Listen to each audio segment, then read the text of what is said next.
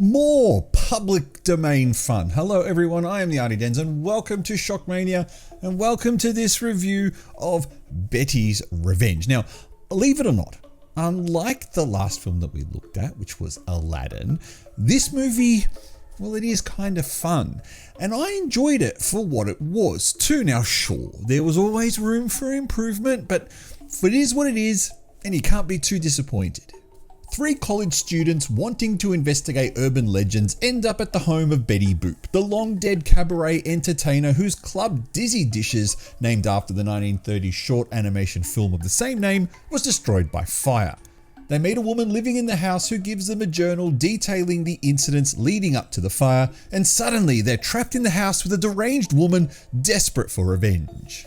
Alright then, so the plot isn't that great. It's the typical standard public domain movie stuff, but underneath that typical layer, there's something a little bit interesting here and a lot of potential that's just screaming out for further exploration.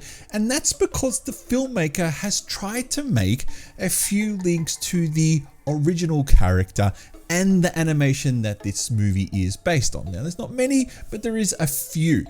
So when Betty's character was first introduced to the world in 1930, she was supposed to be a half human, half dog. I bet you did not know that. I didn't know that until I just read up a little bit about Dizzy Dishes.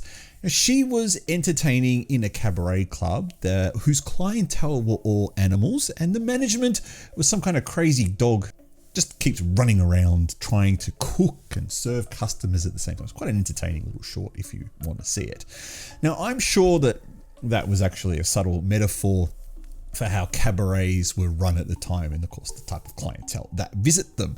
Now, later incantations of Betty turned her into the character that you most likely know of now, who is the teenaged girl with the high-pitched voice. But this movie, it's based on that 1930 Betty.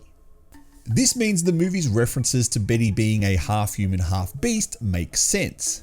Now, without knowing that, you might think that that element in the movie is a little strange. I know I certainly did until I read up a bit about Betty. But within the context of the movie, it obviously makes a lot of sense now that you know that. Another thing that's not explained, and it really should have, and it annoyed me more than it should have as well, is the fact that Betty appears to be some kind of immortal. Now, I won't spoil anything here about her character anymore, but suffice to say there are quite a few character development elements that should have been explored about Betty, but weren't. And if they were, it would have made a far more engaging character. There's also one more plot hole that made no sense and I spent far too much time trying to explore. At the beginning of the film, a police officer goes to do a welfare check on Betty after her so-called neighbors have expressed some concerns about her welfare. You know, they supposedly hear the TV on very loud and a woman screaming.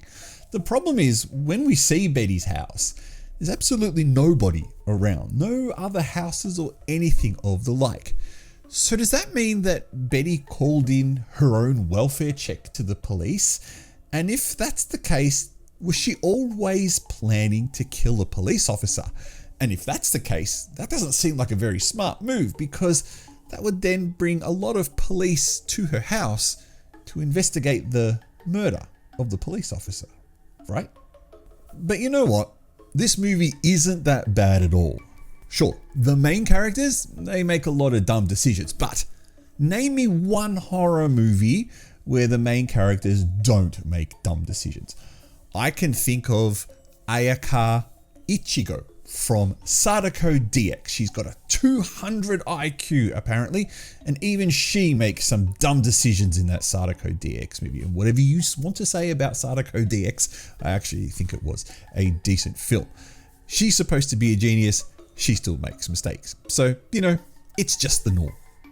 Also, I'm sick of the 4 people stuck in a house trope that seems to be common with these B-22 films, or at least the recent ones that I have seen. However, it kind of suits this film. I mean, what probably would have been better is an abandoned cabaret club where the ghost of Betty still resides, and these 3 students are going to investigate the urban legend that way, and maybe they stumble across the journal in the back room. But hey, budgets are budgets, and this movie is what it is. And you know what? The house, probably the next best thing. There's also a bit of gore in this one, especially the opening kill of the donut eating police officer. And a table scene that has minor, very minor shades of Anthony Hopkins' Hannibal. Obviously, minus the frying brain section, of course. Now, you can watch this one on Tubi, and I genuinely think that you should. The actress who plays Betty does a good job, and she pulls it off pretty damn well. She does a pretty decent attempt at replicating Betty's high-pitched voice as well. The fire that happens at the end of the movie, yeah, looks a bit dodgy, but you know what? That's low-budget movie special effects, and it's not bad enough that will want to make you smash your TV in disgust. And if that is you, and you do manage to smash your TV in disgust, I think you've got some anger management issues that you might need to address. This movie, I feel, falls somewhere in between Bambi the Reckoning, which was good and a lot of fun, and Popeye the Slayer Man, which was kind of fun but very massively flawed. And while these movies continue to have very low budgets, this is probably the best that we're going to get.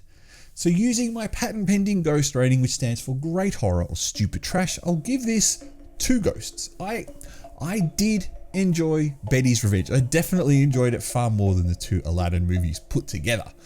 But I did enjoy Betty's Revenge, and I enjoyed it a lot more than all of those Popeye movies, all of those Mickey movies, with the exception of Screenboat.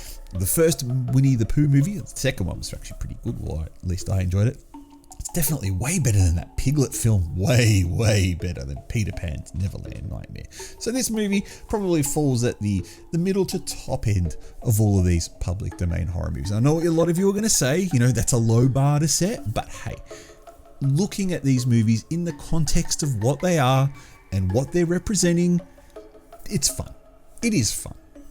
And just watch it and leave a comment below and tell me what you think of it.